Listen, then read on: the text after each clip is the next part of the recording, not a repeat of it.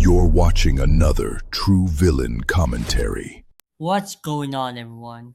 We gotta talk about what's happening in the Call of Duty community right now because it's honestly one of the strangest shifts we've seen in years.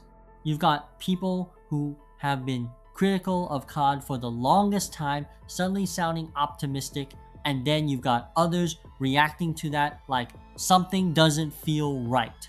And that's where this whole situation gets interesting because on one side, you've got someone who has been calling out the franchise for years, pointing out bad decisions, bad systems, and everything that went wrong.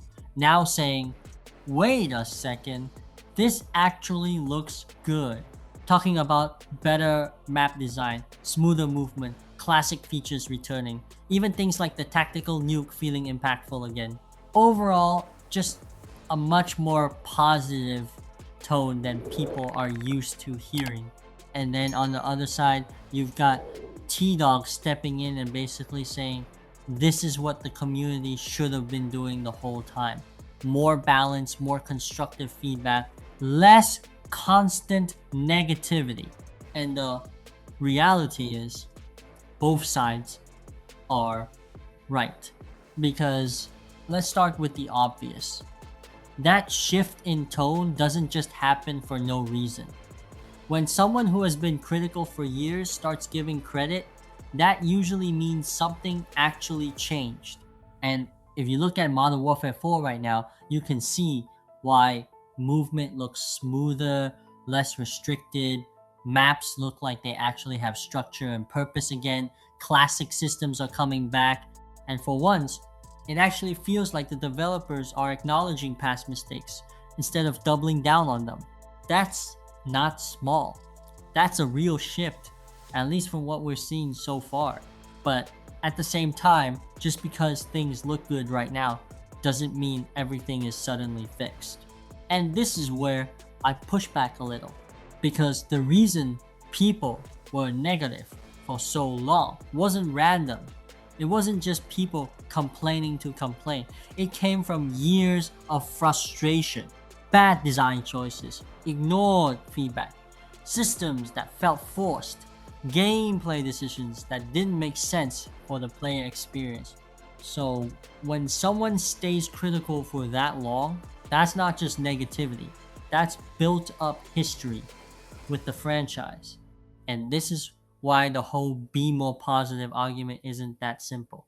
Yeah, constant negativity gets exhausting. Nobody wants to hear the same complaints every single day. But blind positivity? That's just as dangerous. You need both sides. You need people calling out problems when they exist. And you need people giving credit when things are actually done right. Now, here's the part that really matters and honestly doesn't get talked about enough: the developer situation. There's this idea that certain devs became the face of decisions that they didn't fully control. And if you understand how these studios actually work, that makes a lot of sense. Because developers don't always have final say. There are higher level decisions, publisher pressure, deadlines, financial expectations. A lot of things happen behind the scenes that the community never sees. So sometimes the person getting blamed publicly isn't even the one making the decision. And this is where I agree with Tdawg. The community needs to be smarter about how it directs criticism. Criticize the game, criticize the systems, criticize the decisions. But turning one person into the villain, most of the time, it's way bigger than that. Now, let's flip it again, because this is where the other side makes a strong point. This sudden optimism didn't come out of nowhere. There's pressure now, real pressure. You've got other shooters stepping up. You've got major titles on the horizon. You've got competition actually forcing COD to respond. And on top of that, you've got declining trust from the player base over the past few years. Companies don't suddenly start listening just because they feel like it. They listen when they have to. So, if you're someone looking at this and thinking, yeah, it looks better, but I'm not fully convinced yet, that's completely fair because we've seen this cycle before. Game gets revealed, it looks amazing, everyone gets hyped, then something goes wrong. That's why this moment feels both different and familiar at the same time. Different because the changes actually look meaningful. Familiar because we've been here before. So where does that leave everything? Right in the middle. You can be excited about what you're seeing while still being cautious. You can give credit for improvements without acting like everything is suddenly fixed.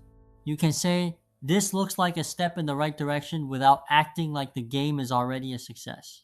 And honestly, that's probably the best mindset to have right now. Because if Infinity Ward actually follows through this time, if they stick to better design decisions, if they continue listening, if they don't fall back into old habits, then yeah, this could be a real turning point for Call of Duty. But if they don't, this entire wave of positivity is going to flip fast. So, the smartest thing you can do right now is simple. Watch what happens. Don't overhype it. Don't shut it down either. Just pay attention because this is probably one of the most important moments the franchise has had in a long time. Let me know what you think. Are you actually starting to believe in MW4 or are you still waiting to see how it plays out? And if you're new around here, subscribe. See you guys in the next video.